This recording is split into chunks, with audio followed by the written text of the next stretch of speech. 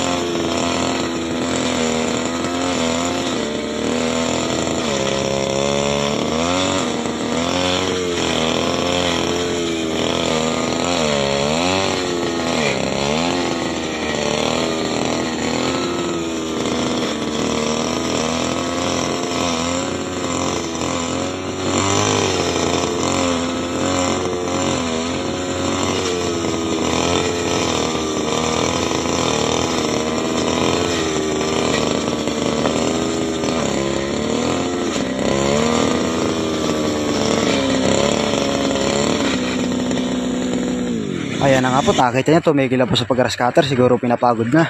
Siya nga po pala, huwag po kalimutan, pakipollow po kayong page, palike, pa-share na rin po. Maraming salamat po.